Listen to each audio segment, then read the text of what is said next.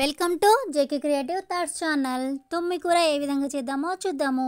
దానికోసమని పచ్చిమిరపకాయలు, చింతకాయలు, కరివేపాకు, తుమ్మి కూర కూడా నీట్గా కడిగి పెట్టుకోవాలి. హాఫ్ స్పూను మెంతులు, హాఫ్ స్పూను జీలకర్ర తీసుకోవాలి. కడిగి పెట్టుకున్న తుమ్మి కూర ఉంది కదా, దీనిని కుక్కర్ తీసుకొని అందులో ముందుగా పచ్చిమిరపకాయలు వేసుకోవాలి. పచ్చిమిరపకాయలు వేసిన తర్వాత తుమ్మి కూర వేయాలి.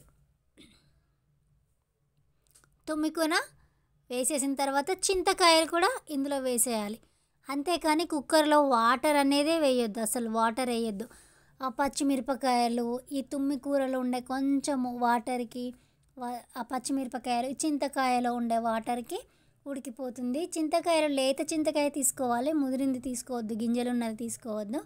ఈ విధంగా చిన్న చిన్నగా కట్ చేసుకొని వేసుకోవాలి. పచ్చిమిరపకాయలు కూడా చిన్న చిన్నగా కట్ చేసి వేసేసేయాలి.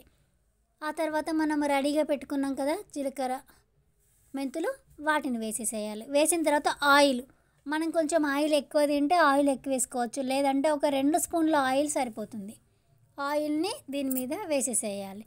వేసిన తర్వాత పసుపు వేసుకోవాలి. పసుపు వేసి కుక్కర్ విజిల్ పెట్టేసేయాలి. అంతే, 3 విజిలలో రెడీ అయిపోతుంది తుమ్మి కూర. పసుపు వేసి మూత పెట్టేసేయాలి. అంతే, అసలు ఇందులో వాటరే వేయొద్దు, ఉడికిపోతుంది. అంతే, దించేసిన తర్వాత పప్పు గుత్తితో మెత్తగా రుద్దేసేయాలి. రుచికి సరిపడా ఉప్పుని వేసుకోవాలి. ఇందులో ఉప్పుని వేసేసి మంచిగా మెత్తగా రుబ్బేసేయాలి. ఉడికిపోయింది చూడండి, నేను గరిటెతోనే దాన్ని రుద్దేస్తున్నాను, మెత్తగా అయిపోతుంది. అంతే, తుమ్మి కూర అనేది మనకి రెడీ అయిపోతుంది. ఇది హెల్త్కి ఎంతో మంచిది.